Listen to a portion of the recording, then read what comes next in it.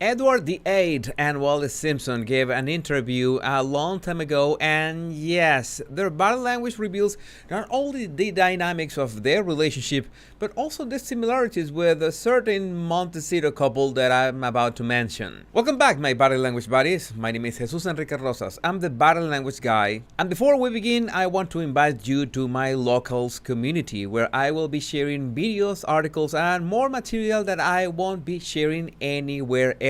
You can join for free with the link in the description of this video and also support my channel there. So I've made this commentary a couple times, not only in the similarities of dresses, attitudes, body language too, between specifically Meghan and Wallis Simpson, and also between Harry and Edward VIII. But in this case, we have an interview that gives us further insights, and yes, it looks a lot like the Oprah interview. But just to refresh your memory, there are many instances that we have seen these two couples in similar attitudes, not to mention this kind of touches, like, I have to acknowledge that I was pushing things a bit here, but it looks a lot like that touch when Meghan in that Oprah interview told Harry to just, she didn't tell him anything. She just signaled touching his arm, and he promptly shut up. Like, I had to shut my mouth because Meghan is talking. You know, the kind of influence that Meghan has over Harry. But, so many patterns that we've seen in these two couples, and especially when we see not only Wallis' playful attitude and Meghan's playful attitude to the public, to the audience, to the camera, for example, in this case. Well, in this case, Meghan is not looking directly to the camera. We have enough instances of that. But we don't know why both Edward and Harry always look like a bit, should I say, miserable, sad, down. And it's this pattern that happens all the time. Not all the time, might be 95%, 90% of the time. Meghan fans have made a point that Harry has his laughing moments too, but they are so few and far between, and mostly when Meghan is not around, which is, quite odd, if not disturbing at the same time. And yes, those patterns that both Edward and Harry being just lost in their thoughts, serious and not engaging in the moment, like they don't want to be there. What do you think they will be thinking at that moment? I would like to read your opinions, your insights in the comments. And of course, there are also other pictures that are just plain coincidence. But we cannot deny that recollections and descriptions of Wallis Simpson and Edward VIII. For example, thanks to Leslie Clark on Twitter, the Duchess, this is about Wallis Simpson, the Duchess was a complicated person, cold, mean-spirited, a bully, and a sadist, observed the Gaia Leinhardt, stepdaughter of Wallis ghostwriter Cleveland Amory. My parents found the Duke not very bright, a wimp, and basically a very sad man. Alright, which Duke are we talking about? Yeah, it's Edward, not Harry, but it sounds a lot like Harry. He had made an appalling choice and knew that he had taken the wrong path and now had to live with the consequences. They found him pathetic, a bit harsh. What is certain that the Duke of Windsor remained besotted with his wife until he died. I have never known any person so totally possessed by the personality of another, wrote the journalist Kenneth de Courcy, a longtime confidant of Edward.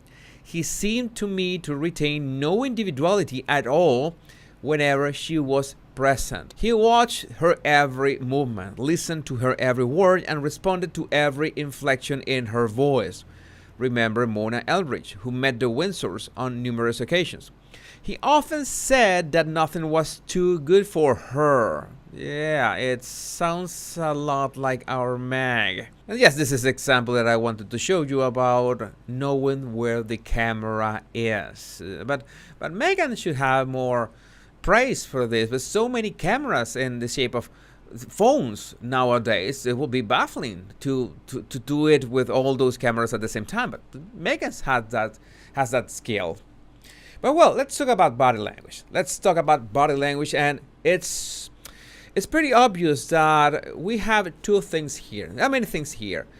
Wallis used to talk in that interview with her shoulders broad. He was upright on the chair.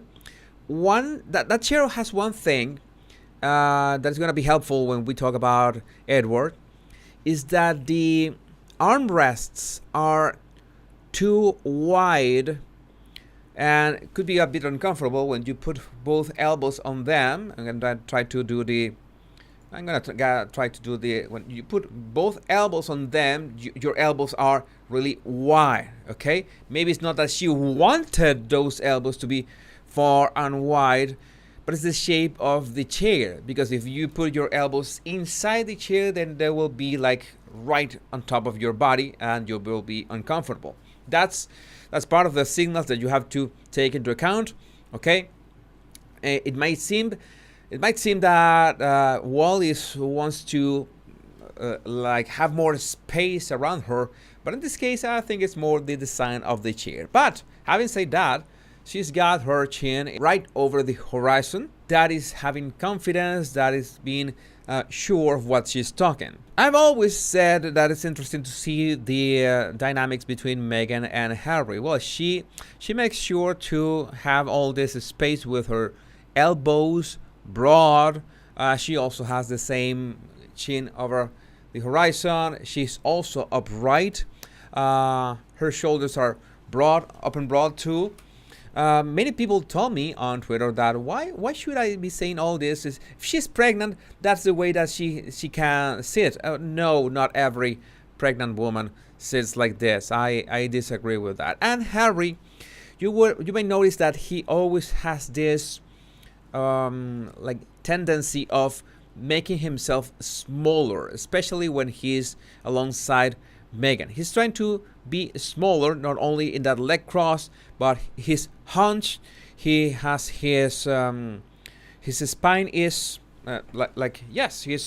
he's hunching at that moment, and also he has those gestures, those hands closing that little gesture over his belly. Every single gesture, every single part of that posture is making himself look smaller. And there's another thing that we have to say about the disposition of the chairs on that interview. Like, Harry was a bit separated or farther away from Oprah. So I think that in a way to shorten that distance, that's why he assumed that position. But he must have noticed this and fixed the chair so he could be facing Oprah directly. So that's why, maybe that's one of the reasons he was so uncomfortable. Maybe that chair was put that way on purpose.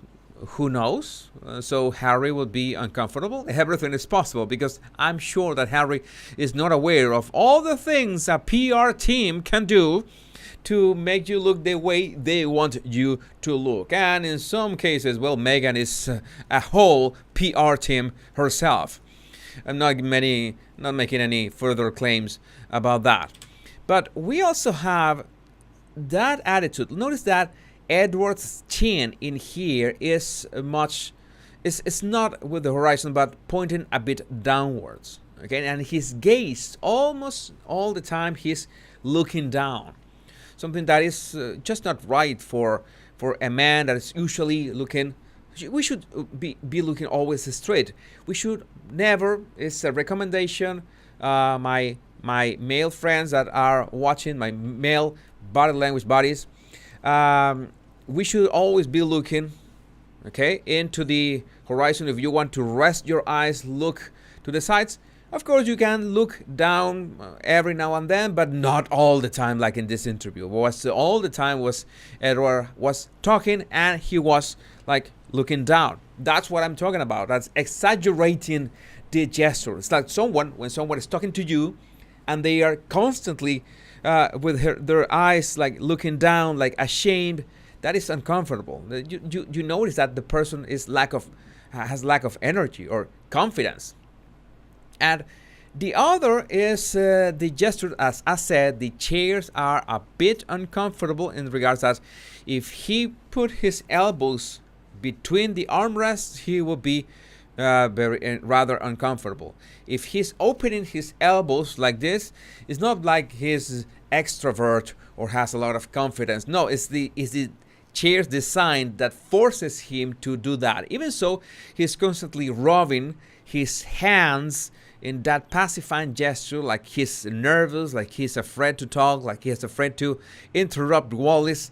And yeah, it has a lot to do with this posture. Harry's posture, as you can see, that has this attitude of making himself smaller, and the hands always like connected by the fingers. And this is a different posture than the one that we saw before. And you can see that we have this nervousness of trying to connect the fingers, trying to play with the fingers. It's something that is superfluous. It's a gesture that it's not needed. He's not supporting his discourse with that gesture. He is just doing it because he's uncomfortable. And that are the kind of signals that you have to notice. And what could be better than the contrast between them, between Wallis and Edward? You see that Wallis, at some point, as she was fixing herself in the chair, the moment that she felt that she was like getting comfortable in the chair, she sat upright again. Like, and you see that attitude, that instant moment. I know that's a picture, but it's a good representation of her attitude throughout that interview. And Edward's attitude at the same time is, well, that lack of energy, a bit of despair. You can imagine who was the one with the, well, like the pants, who was wearing the pants at that house. I don't know if that if that expression is international. If you understood what I said, you can also comment that if you have a local way of saying that in your country or I don't know, your city. Well, go ahead and share it in the comments. But this is not the way. This is not the way that a man projects confidence or energy or those limp wrists. You can be relaxed at one moment. You can have your, maybe you can relax, but it's all the time. You are just dropping your weight. You can feel that he's dropping his weight, like he just ran a marathon or something. For so much insecurity that both projected, and for so much confidence that Meghan and Wallis projected, it's incredible how they mimicked each other, how both couples are repeating history in so many ways, including body language that is, well, amusing to watch, to say the least. Just make sure that you use these tips on your daily life when you're watching couples, and that will make it much more fun. My body language buddies, my name is Jesus Enrique Rosas. I'm the body language guy, and remember to download my 100 body language tips right in the description of this video. Much love and bliss.